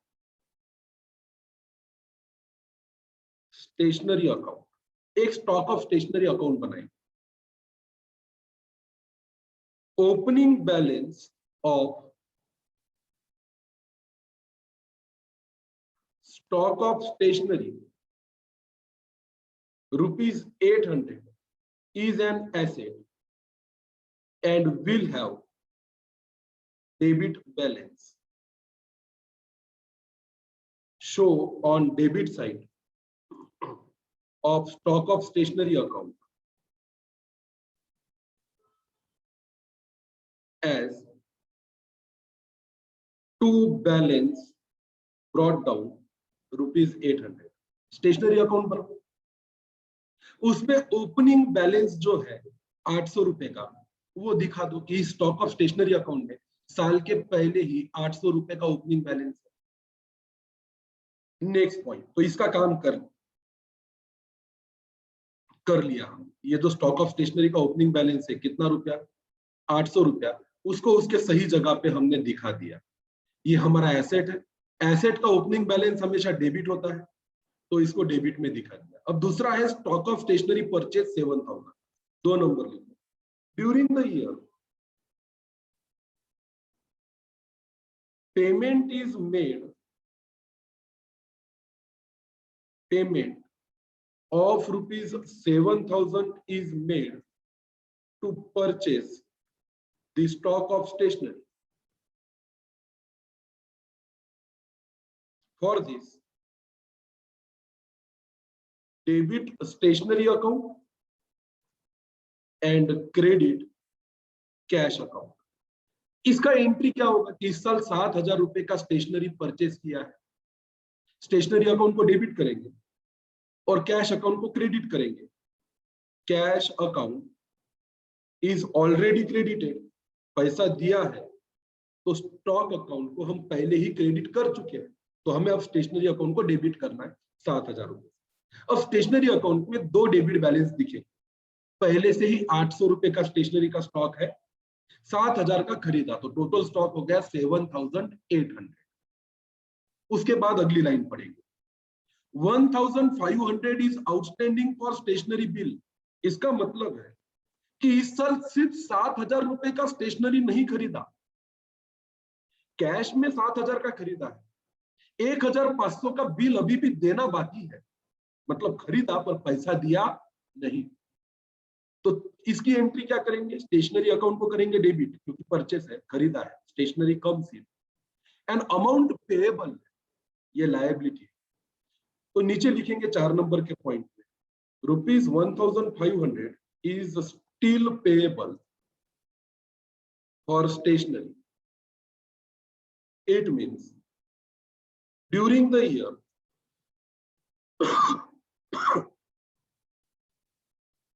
additional stationery is purchased, was purchased, and payment and amount is still payable. For this, debit stock of stationery account and credit creditors account by ₹1,500। इसकी भी डबल एंट्री करें। अकाउंट बना लिया, opening stock दिखा लिया, जितना cash में purchase किया डेबिट कर दिया, जितना उधारी में परचेज किया डेबिट कर दिया, और लायबिलिटी को क्रेडिट कर दिया। अब क्या दिया है, stock of stationery on 31 March 1,300। इसका मतलब क्या हुआ, at the end of the year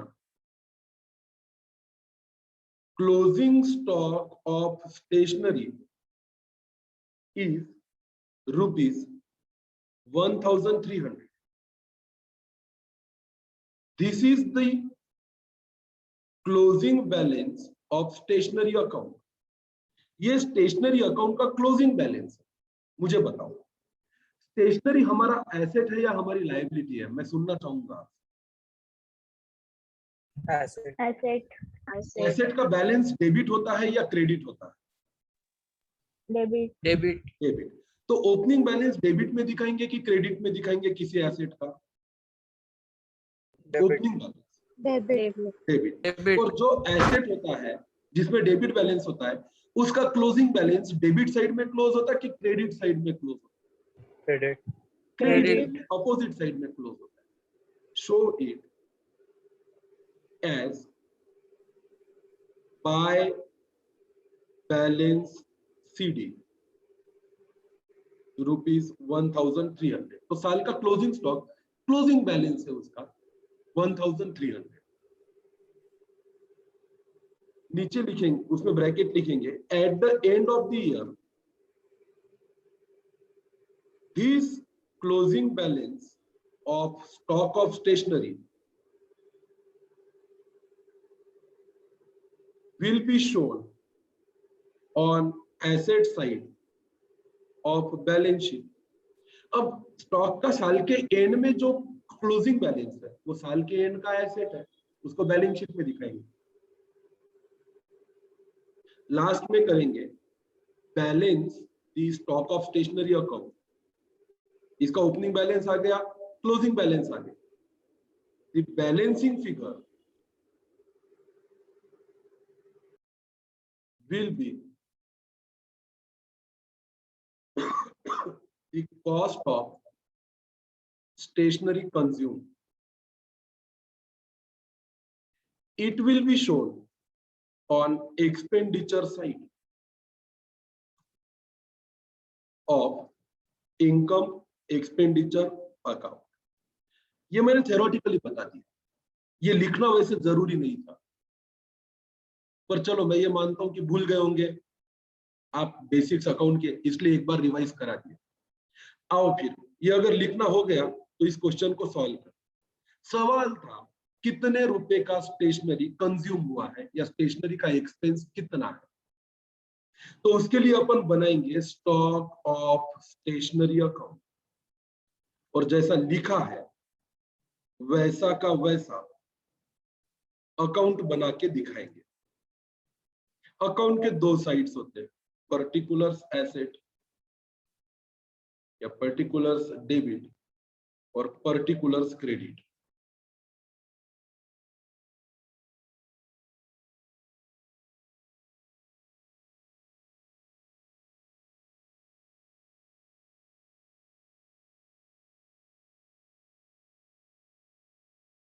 बनाओ स्टॉक ऑफ स्टेशनरी अकाउंट।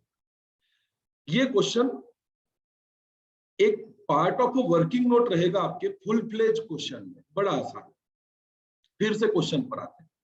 यहां से शुरू होता है आपका इलुस्ट्रेशन। इसमें दिया है ट्रीटमेंट ऑफ स्टेशनरी। साल के शुरुआत में, मतलब पिछले साल की जब बैलेंस शीट क्लोज हुई थी तो क्लोजिंग स्टॉक ऑफ स्टेशनरी था, जो इस साल का ओपनिंग स्टॉक बनेगा।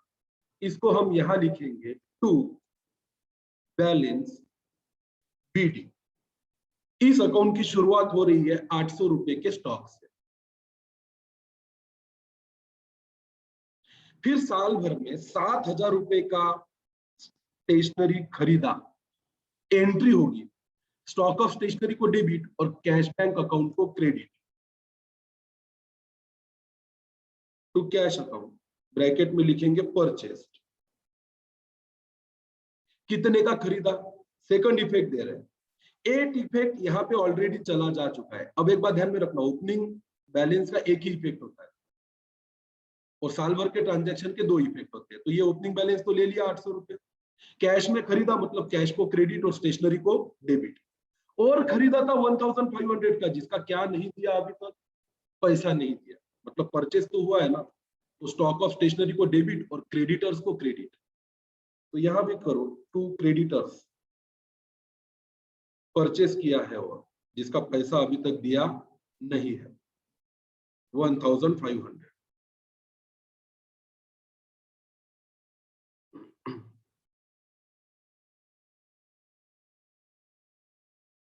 ओपनिंग बैलेंस असेट है इसलिए डेबिट साइड में, कैश में पेमेंट किया, कैश को क्रेडिट स्टॉक को डेबिट, पैसा देना बाकी है तो परचेस को डेबिट या स्टॉक को डेबिट और क्रेडिटर को क्रेडिट। अब एक इंफॉर्मेशन दी है कि साल खत्म हो गया, 1300 रुपए का स्टॉक बचा है, ये इस अकाउंट का बाय बैलेंस सीडी है, ब्रैकेट में आप क्लोजिंग स्टॉक लिख सकते और टू बैलेंस बीडी को ब्रैकेट में आप ओपनिंग स्टॉक लिख सकते हो।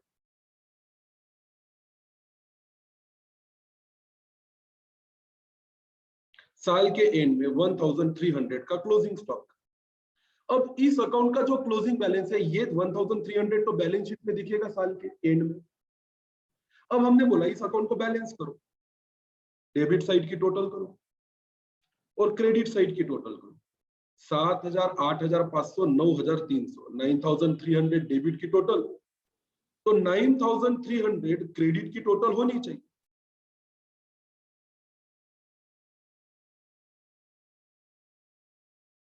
अब इस अकाउंट को बैलेंस करेंगे, ये अकाउंट बैलेंस नहीं है, इसका मतलब है कि यहाँ पे कुछ ना कुछ बैलेंस है। ये बैलेंस है 8000 रुपए। अब ये 8000 का बैलेंस क्या है? ये है स्टेशनरी गोज आउट, मतलब कंज्यूम हुई। तो इसकी डबल एंट्री क्या करेंगे? इनकम एक्सपेंडिचर में करेंगे डेबिट 8000 खर्चे में, और स्टॉक ऑफ स्टेशनरी को करेंगे credit by income expenditure account. ये बैलेंसिंग फिगर है और ये है कंज्यूम।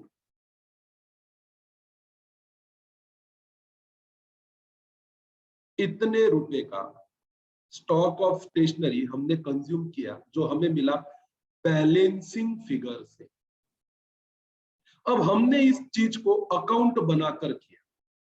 ओपनिंग स्टॉक डेबिट में, परचेज सारे डेबिट में, कैश परचेज भी डेबिट में, क्रेडिट परचेज भी डेबिट में, बचा हुआ क्लोजिंग बैलेंस अकाउंट को क्लोज कर दिया, बचा हुआ बैलेंसिंग फिगर इसका एक्सपेंडिचर है। अब इसकी डबल एंट्री क्या होगी? 8000 रुपए की इनकम एक्सपेंडिचर अकाउंट में डेबिट और स्टॉक ऑफ स्टेशनरी में क्रेडिट। इनकम एक्सपेंडिचर अकाउंट में डेबिट और स्टॉक ऑफ स्टेशनरी अकाउंट में क्रेडिट। नीचे लिखो journal entry for stock of stationery consumed. क्या जर्नल एंट्री होती है स्टॉक ऑफ स्टेशनरी कंज्यूम को? इनकम एक्सपेंडिचर अकाउंट को डेबिट होता है 8000, अभी बनाना नहीं है income expenditure account, to stock of stationery account को क्रेडिट होता है। तो हमने क्रेडिट करके दिखा दिया। जब पूरा क्वेश्चन करेंगे, इनकम एक्सपेंडिचर अकाउंट बनाएंगे, तो इस 8000 को इनकम एक्सपेंडिचर में डेबिट करेंगे, तो स्टॉक ऑफ स्टेशनरी को क्रेडिट करेंगे, तो स्टॉक ऑफ स्टेशनरी का अकाउंट क्लोज हो गया। इसका जो क्लोजिंग बैलेंस है वो बैलेंस शीट में दिखेगा 1300। अब उन्होंने भी यही किया, टेक्स्ट बुक वालों ने भी यही किया,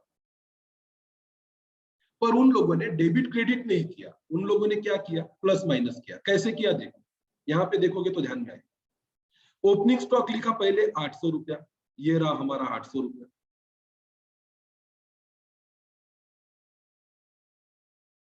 फिर उन्होंने ऐड किया cash purchase during the year 7000, हमने भी ऐड किया cash purchase during the year 7000। फिर उन्होंने आउटस्टैंडिंग बिल को ऐड किया 1500, हमने भी ऐड किया 1500। फिर उन्होंने माइनस किया क्लोजिंग स्टॉक 1300, हमने भी माइनस किया 1300। तो वो बोलता है कि स्टेशनरी का खर्चा साल का 8000 है, हम भी बोलते हैं कि स्टेशनरी का खर्चा साल का 8000। अब आपके सामने दो रास्ते, या तो स्टेशनरी के कंज्यूम का ये टेबल मगअप करो, लर्न करो, पाठ करो, एग्जाम में ऐसा बनाया तो भी मार्क्स मिले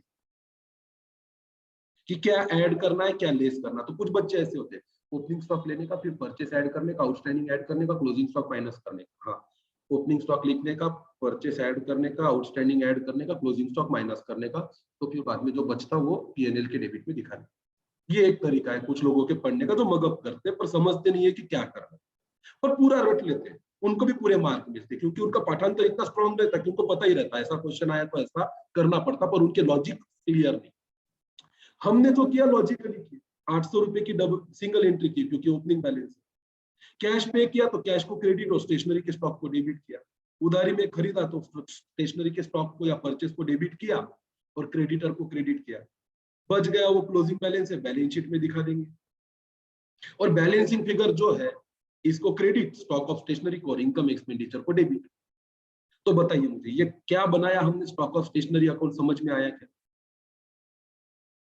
तो एक फुल फ्लेज पूरा क्वेश्चन आएगा तो उसमें ये कर सकेंगे, करते आना चाहिए। तो चलो ऐसे काफी सारे क्वेश्चंस हैं। सब्सक्रिप्शन का भी एक क्वेश्चन है। अब इसमें बहुत फोकस से और आराम से 1 by 1 आगे आगे बढ़ते चले जाना है। लेट मी सी कि स्टॉक ऑफ स्टेशनरी का अनसॉल्व क्वेश्चन में कोई क्वेश्चन है क्या जो मैं आपको एज अ होमवर्क दे पाऊं? पेज नंबर बताइए तो कोई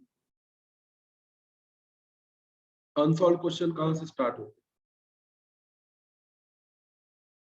exercise 114 114।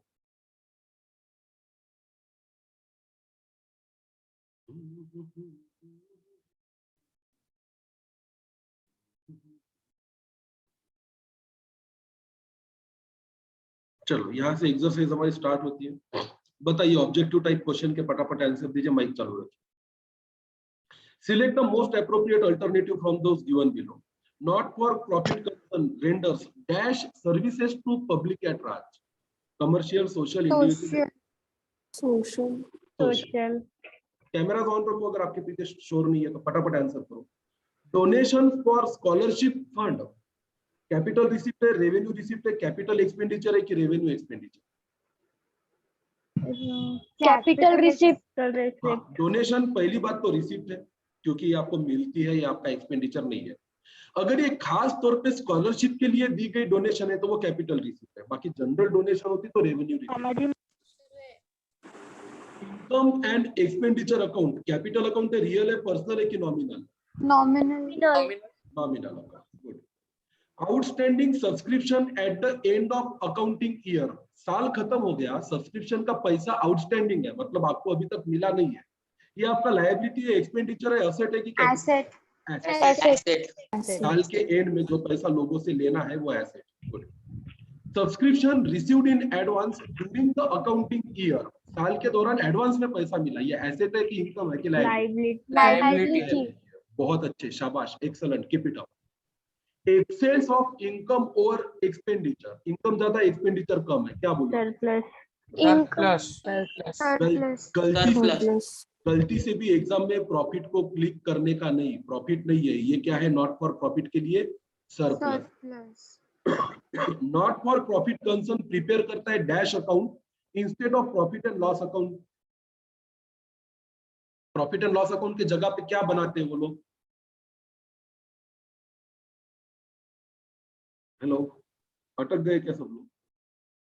Profit and loss account की जगह पे क्या बनाते हैं? Income, expenditure, the closing balance. थोड़ा मेरे भी इंटरनेट में इशू लग रहा है।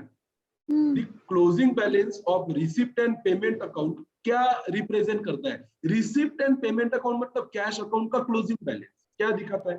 Closing cash and bank balance. Correct answer. Not for profit organization is also called as service, trading, service. yes.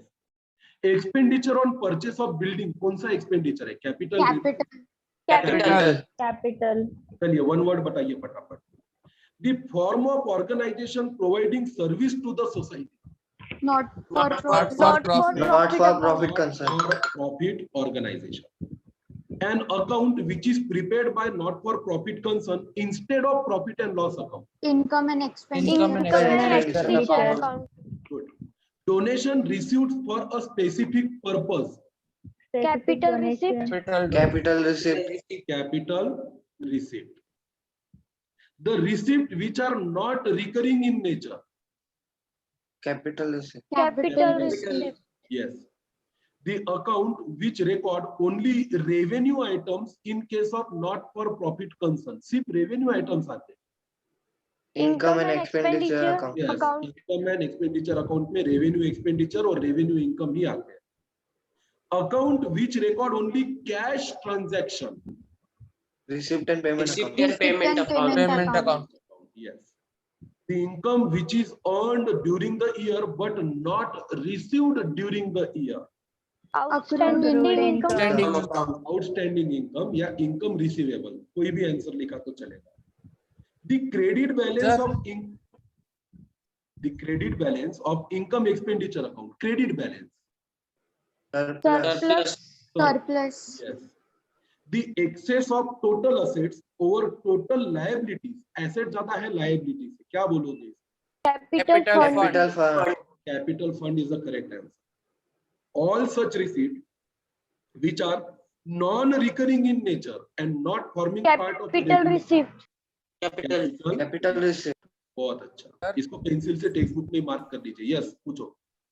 Sir outstanding income को अक्रूड इनकम भी लिख सकते हैं ना वहां पर? हो, लिख सकते हैं। बताइए ट्रू है या फॉल्स, और उसका रीजन देना। इसको होमवर्क मार्क करो, रीजन आपको कॉपी में लिखना है। Not for profit concern, do not have profit motive. true, true. Reason क्या लिखोगे? ये लिखना पड़ेगा कि the objective of not for profit concern is to provide service to the society and therefore they do not have the profit motive. इसको copy में लिखोगे। इससे भी अच्छा आंसर लिख सकते हो तो कॉपी में देख के, टेक्स्ट बुक में देख के रीड करके लिखिए। Charitable institution prepare profit and loss account at the end of financial year. True है कि फॉल्स है? फॉल्स। false, False. इसका They रीजन prepare आएगा income expenditure charitable account. Institute prepare income and expenditure account, और ये भी लिखने का their motive is not to earn profit and therefore they do not prepare the profit and loss account. There is no difference between receipt and payment account and income expenditure account. false, False. There is a Receipt and difference. payment account is a cash book. हाँ, तो वो difference का लंबा सा table लिखा है ना, उसमें से कोई भी एक पॉइंट लिख लेना। आप ये भी लिख सकते हो कि receipt and payment account record all the receipt, capital receipt and revenue receipt, all the payments, capital expenditure and revenue expenditure for all the period, previous period, current period and next period. But income expenditure account only record revenue expenditure and revenue income for the current period. ये main difference है। Income expenditure account में revenue income आती है, revenue expenditure आती है और current period की ही आती है। रिसिप्ट पेमेंट अकाउंट में रेवेन्यू रिसिप्ट आती है, कैपिटल रिसिप्ट भी आती है, रेवेन्यू एक्सपेंडिचर भी, रेवेन्यू पेमेंट भी रिकॉर्ड होते हैं, कैपिटल पेमेंट भी रिकॉर्ड होते हैं, पिछले साल के भी होते हैं, करंट साल के भी होते हैं, अगले साल के भी होते हैं। ये मेन फर्क है, इसको लिखना चाहिए अच्छे से। Income and expenditure account represents either surplus और डेफिसिट। ट्रू है? true, फिर इसमें रीजन क्या लिखोगे? ये लिखना पड़ेगा कि income is greater than expenditure, it shows the surplus, and if the expenditure is greater than the income, it shows the deficit. ये इसका रीजन है। ट्रू है लिखने भर से नहीं चलेगा, साथ में रीजन देने। ये आपकी कॉपी में मुझे कल फोटो आ जाने चाहिए। Receipt and payment account do not have any opening balance. False. false, Receipt and payment account can have the debit opening balance of cash and debit For bank. closing balance of cash. In case of bank, it can have the debit opening balance or a opening balance as a overdraft. Also, the debit closing balance or a bank overdraft as a closing balance. Bank में दोनों ही चीजें हो सकती है, debit और credit, opening भी और credit भी। पर कैश का ओपनिंग बैलेंस डेबिट ही होता है और कैश का क्लोजिंग बैलेंस डेबिट ही होता है। ये लिखना चाहिए। Not for profit concern, do not prepare balance sheet.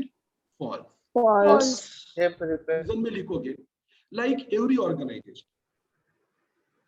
Not for profit concern also need to know their net worth. उनको भी जरूरत है अपनी नेट वर्थ जानने की। They also need to know their financial position, their assets, their liabilities and their capital. तीनों चीज लिखने की कि इनको जरूरत है अपना नेटवर्क जानने की, अपनी फाइनेंशियल पोजीशन जानने की, अपने एसेट, लायबिलिटी और कैपिटल को जानने की। Hence they also prepare the balance sheet. इस तरीके से आपका जवाब बोर्ड की एग्जाम में आना चाहिए। Purchase of sport equipment is a capital expenditure. true, reason में लिखोगे True. sport equipment are the asset and payment made or expenditure made on the purchase of asset is a capital expenditure and it is to be shown on the asset side of a balance sheet. Proper answer board की exam में कोई चाहे भी तो आपका एक Tikku mark नहीं काट सकता। अगर सही से पढ़ा है और सही से लिखते आ गया। 100 और 99 अंकों में फर्क सिर्फ 1 मार्क के क्वेश्चन का ही रहता है। हम बड़े बड़े क्वेश्चन पूरे सॉल्व करते हैं, थोड़ा सा लेजीनेस आता है, थोड़ा सा नजर हटता है और हमारे 100 में से 100 अंक आने के तो 100 में से 99 आते हैं। और ये जिंदगी भर करता है, इसलिए 1 मार्क के क्वेश्चन पे विशेष ध्यान देना। Income expenditure account is a real account? false, It is nominal false. account, It records the revenue expenditure and revenue receipt for the current period. ये उसका पूरा एक्सप्लेनेशन हो।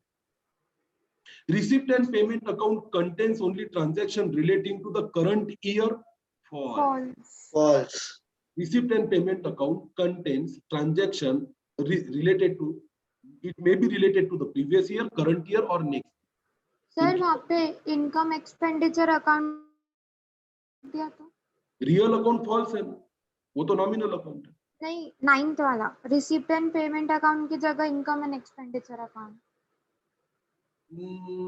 अच्छा, इसके 2 एक्सप्लेनेशन हो सकते हैं कि receipt and payment account contains only transaction related to current year, ये फॉल्स करके आप ऐसा लिखो कि income expenditure account contains the transaction related to current year, ये भी लिखना चाहिए और साथ में ये भी लिखना चाहिए कि रिसिप्ट एंड पेमेंट में क्या आता है।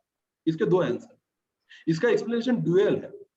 ये तो ये बताओ कि रिसिप्ट पेमेंट में क्या आता है और करंट ईयर का कहाँ आता है, तो दोनों ही लिखो, दोनों ही लिखो ना, अपने नॉलेज का प्रदर्शन करो, ज्ञान है तो दिखाओ और लिखो। Excess of asset or liability is called as capital fund?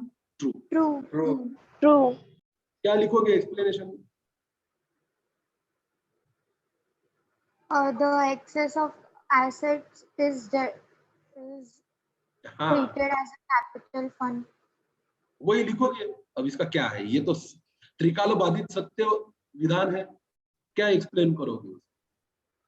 वही लिख देने का, रिपीट कर देने का, ट्रू करके। फिल इन द ब्लैंक्स, जल्दी से आंसर बताओ। सर बाकी हम होमवर्क करके लाते हैं। अच्छा ठीक है, होमवर्क करके लाओ। ये answer in 1 sentence homework mark करो। 1 2 3 4 5 6 7 8 9 10। Complete the following table homework mark करो। वैसा का वैसा ही बनाना है, कॉपी में लिखना है, बुक में नहीं करना है। हाँ, salary is paid during the year, homework mark करो। Rent received during the year, homework mark करो। Calculate the following, homework mark करो। आज शाम तक सारे फोटो चाहिए। Find odd one out, homework mark करो, कल बता दे। Calculate the stationery consume during the year, practical problem number 1, homework mark करो। अकाउंट बना के कर लेना, सेम है वैसा का वैसा क्वेश्चन। इतना आज का होमवर्क है, आज के लिए इतना काफी है, कल मिलते हैं। Thank you so much, bye bye. Bye sir. Bye sir. Bye बेटा।